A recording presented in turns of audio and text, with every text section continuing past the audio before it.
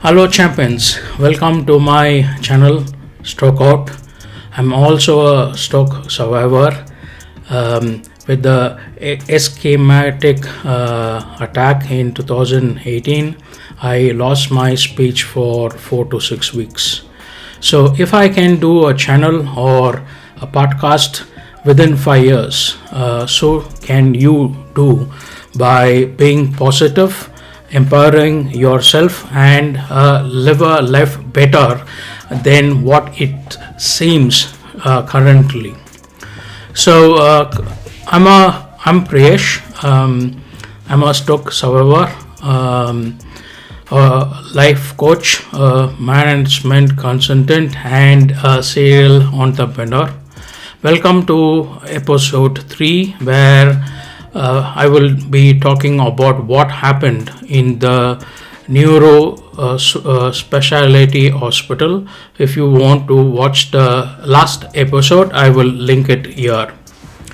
So I was taking to the neuro specialty hospital from the hospital near my home, and because I was speaking so clearly and they couldn't see anything wrong with me, though the MRI showed a stroke. I think I was received in the hospital by assistant doctor of the division or the department, and she looked at me. I was speaking very clearly. I was maybe in her eyes I was not a patient who had a stroke. So they said that they will keep me in the ICU for 25 hours or that night to see what happens, or usual diagnosis or whatever. And I went into ICU. I was normal. Got up next day in the morning. My ex-wife was to come to meet me at 11 in the morning. The assistant doctor and the chief doctor came to me and said maybe it's a epilepsy bout that happened, so we will give you medicines and discharge summary which you can give it to your GP. And they said you can have breakfast now and leave. So I called my ex-wife and said, okay, everything's done. They are discharging me and come quicker than 11 o'clock. So she came. We at about 9 or 9:30 we got the discharge summary. I took a bus from the neuro specialty hospital to my home. What I remember is I was very, very tired and drowsy. So I came back home and slept.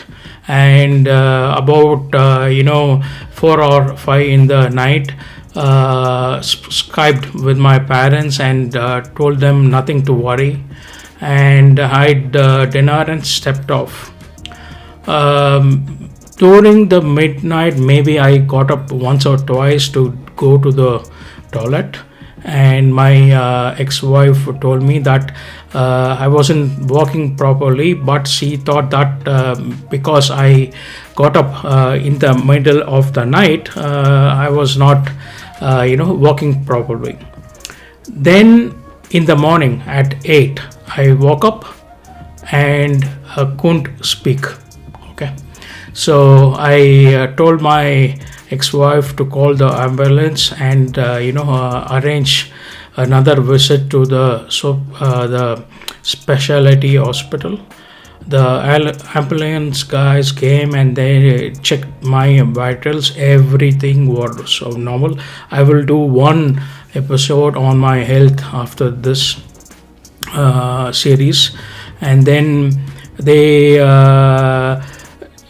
they didn't rush me to the hospital because they thought it was normal. So we went to the hospital in the ambulance, where I was sitting in the ambulance, not even in lying in the stretcher. When I went there, then the assistant doctor came and said, "It is interesting. Wait for 15 minutes. We will check what is happening." I think then only they checked the MRI from the other hospital, which was now 36 to 40 hours time, and then in a code they said it is a emergency. So they said we are going to have another MRI, and if the MRI shows the same thing that the last MRI showed, then we have to do a emergency operation. Then we had no clue what was happening to us, but we were in a neuro department. That's all we know. Then they took a MRI and said it's an emergency. It was December 23rd. None of the surgeons or anesthesists were there in the hospital, so they have to rush cars individually to pick them up, and the hospital or entire departments in the hospital are run by a hierarchy, where a professor is the top person. They have to get their his best or her blessings to do a surgery. He also came and said you have to do it. In that time of 30 to 45 minutes after the MRI, my speech wasn't coming, okay, and I was getting very tired. So they came and explained to me that they will do a thrombectomy, and said that is a clot which we have to remove. And usual sign or co-sign for my ex-wife to say anything happens in the surgery, the hospital is not responsible for. So I had the thrombectomy and came back into the ICU.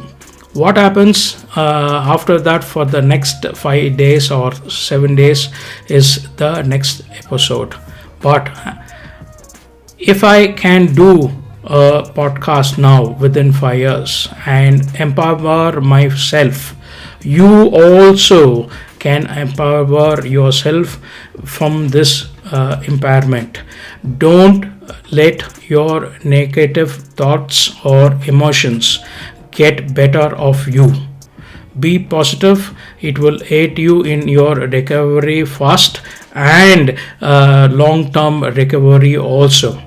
So share and subscribe this channel and give your love to this channel. See you soon and take care.